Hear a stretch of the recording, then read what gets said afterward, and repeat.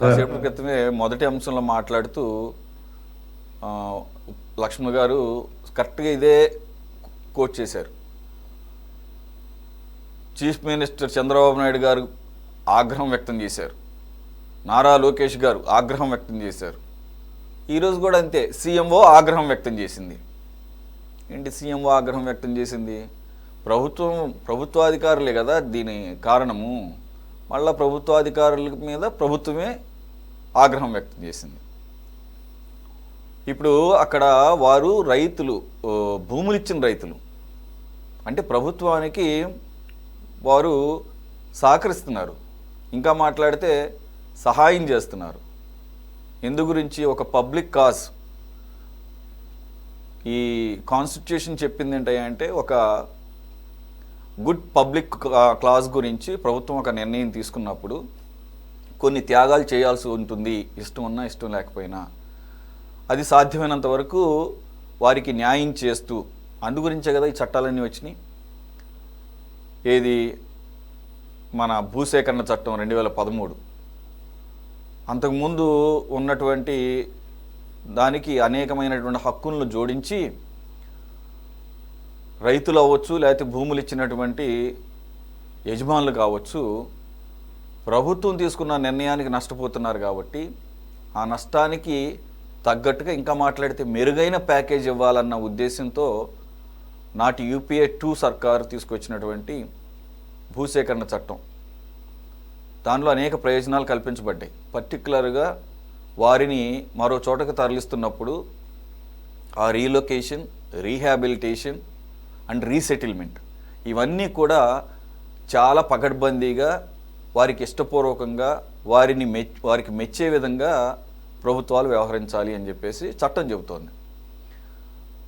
మీ నాయకుడు చంద్రబాబు నాయుడు గారు దానితో కాకుండా ఇంకాస్త మెరుగైన ప్యాకేజ్ అని చెప్పేసి అమరావతి రైతులకి పూలింగ్ ద్వారా ఒక అద్భుతమైన, నిజంగానే అది అప్రిషియేటెడ్. ప్రపంచవ్యాప్తంగా 33,000 ఎకరాలు ఈ ప్రపంచంలో ఎవ్వరూ కూడా మూకుమ్మడిగా కొన్ని వేల మంది రైతులు వచ్చి తమ భూముల్ని ఇచ్చినటువంటి దాఖలాలు లేవు ప్రభుత్వానికి. భూసేకరణ చట్టం ద్వారా తీసుకుంటే వారికి తగిన న్యాయం చేయదేమో, లేదంటే కనుక ఆలస్యం అవుతుందేమో అని చెప్పేసి ఇంకా వారికి లాభం చేకూర్చే విధంగా ఒక మంచి ప్రతిపాదనతో ల్యాండ్ పూలింగ్ అనేటటువంటి తీసుకొచ్చారు. మరి అటువంటి నాయకుడి పరిపాలనలో ఆ ప్రభుత్వం ఉండగా ఈ రకంగా రైతుల్ని జేసీబీ బకెట్లో వారి వయసు కన్నా గౌరవించాలి కదా. అదేమంటే ఆపరేటర్ ఏమంటాడు, లేదు వారిని సురక్షితంగా ఉంచడం కోసమే ఇటు నుంచి తీసుకెళ్ళి అక్కడ పెట్టాడు అంటున్నాడు. అదే ఆ తీసుకెళ్లే విధానం. సురేష్ గారు నేను ఇందాక ముందు కూడా చెప్పినాను, ఇప్పుడు కూడా ఇక్కడ ఏమవుతోందంటే సురేష్ గారు, ఇందాక పెద్ద లక్ష్మణ్ గారు చెప్పినట్టు గత వైసీపీలో ఉన్నటువంటి వాసనలు ఇంతవరకు పోలేదు. అధికార యంత్రాంగం మ్యాక్సిమం ఈ ప్రభుత్వానికి కొంత సహాయ నిరాకరణ చేస్తున్నారనేది నా అభిప్రాయం. ఇది ఎందుకంటే చంద్రబాబు నాయుడు గారు కానీ, పవన్ కళ్యాణ్ గారు కానీ, లోకేష్ బాబు గారు కానీ రైతుల పక్షాన నిలబడి రైతుల పక్షపాతిగా ఉన్నారు. దానికి ఉదాహరణే అమరావతి రైతులు కానీ, భోగాపురంలో కూడా గత 2014 నుండి 19 వరకు భూసేకరణ చేసేటప్పుడు స్వచ్ఛందంగా భోగాపురం ఎయిర్పోర్ట్కి రైతులు స్వచ్ఛందంగా వచ్చారు భూములు ఇచ్చేదానికి. ఇప్పుడు జరిగినటువంటి సంఘటన, గత 5 సంవత్సరాల్లో జగన్మోహన్ రెడ్డి గారు ల్యాండ్ అక్కడ వాళ్ళ దగ్గర నుండి తీసుకోవడానికి ప్రయత్నం చేసి కొంతమంది దగ్గర ల్యాండ్ తీసుకొని వాళ్ళకు పరిహారం ఇవ్వలేదు. ఆ పరిహారం కోసం వాళ్ళు ధర్నా చేశారు. ఆ ధర్నా చేసేటప్పుడు రైతులుగా పరిహారం కోసం శాంతియుతంగా ధర్నా చేసేటప్పుడు అక్కడ ఉన్నటువంటి అధికార యంత్రాంగం కానీ, ఆడ ఉన్నటువంటి వాళ్ళు కానీ వాళ్ళతో కూర్చొనబెట్టి మాట్లాడి మీ సమస్య ఏదైనా కూడా మేము పరిష్కరిస్తాము అని చెప్పి శాంతియుతంగా 2 మాటలు చెప్పుంటే వాళ్ళు ఖచ్చితంగా వినుంటారు, దాన్ని సమ్మతించి పక్కకు జరుగుంటారు.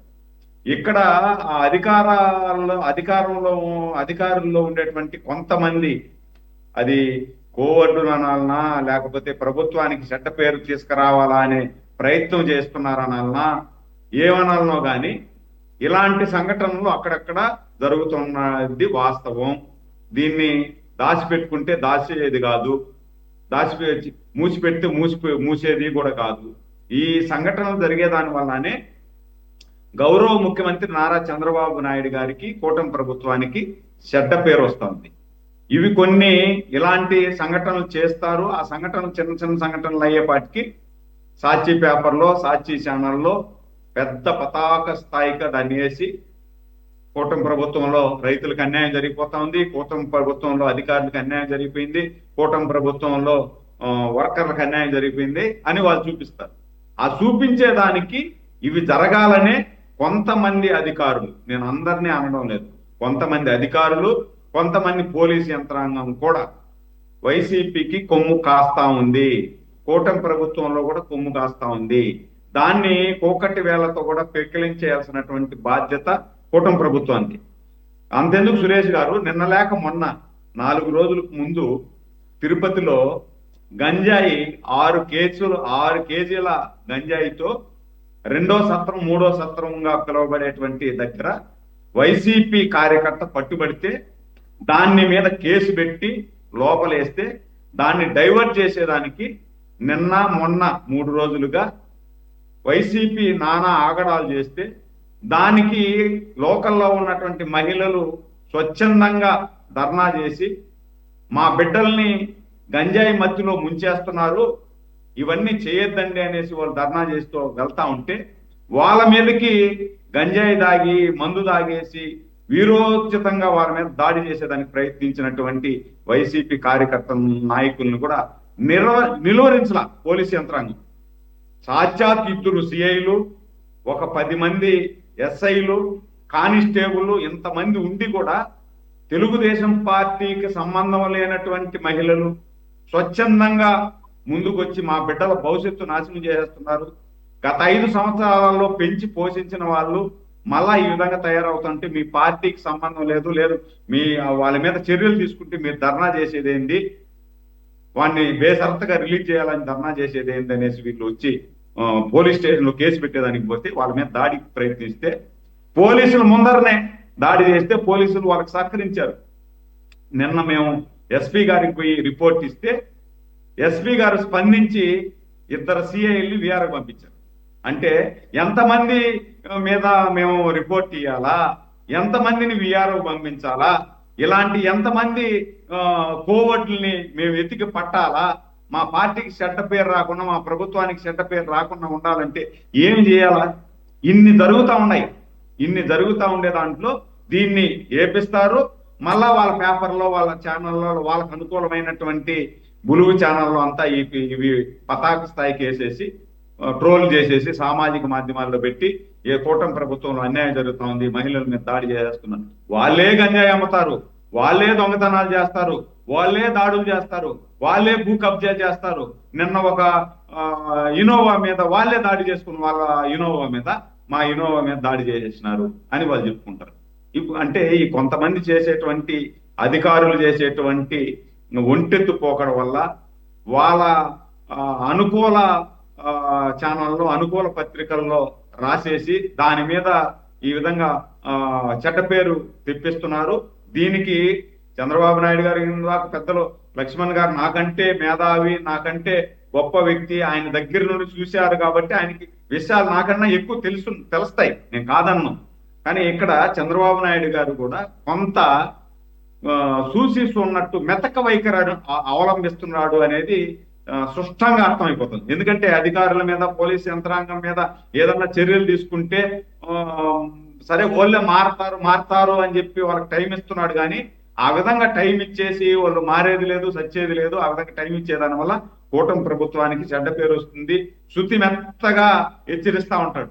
1995 ముఖ్యమంత్రి అవుతాను మళ్ళీ నేను, నిజంగా 1995 ముఖ్యమంత్రిగా చంద్రబాబు నాయుడు కావాలి, అయినప్పుడే ఇలాంటి విష పురుగులకి తగిన శాస్తి జరుగుతుంది. మన మాటలతో హెచ్చరిస్తే జరగదు. మీరు చెప్పినట్టు ఆగ్రహం వ్యక్తం చేసినారంటే కూడా వాళ్ళు ఏం చేస్తున్నారు, చంద్రబాబు నాయుడు మెత్తకు వైఖరి లేబ్బా, ఏమి అనలేబ్బా, ఒకసారి చెప్తాడు మన పార్టీ మనం చేద్దాము, మళ్ళా రేపు వైసీపీ ఏదన్నా వచ్చేసింది అనుకో మన మీద వాళ్ళు కచ్చి పెట్టుకుంటారు, మనం ఎత్తపోయి సస్పెండ్ చేసేస్తారు, కాబట్టి మనం ఎందుకు, మనం వాళ్ళకి అనుకూలంగానే ఉన్నాము, కూటమి ప్రభుత్వంలో కూడా వైసీపీకి అనుకూలంగా ఉన్నాము, తెలుగుదేశంకి కూటమి ప్రభుత్వానికి అనుకూలంగా లేకపోయినా కూడా చంద్రబాబు నాయుడు పెద్దగా పట్టించుకోడు అనే మాదిరి అధికారులు తయారైపోయింది. సో మొత్తానికి ఇది కూడా అధికారుల పనే తప్ప ప్రభుత్వం యొక్క పాత్ర ఏమీ లేదని అంటారు.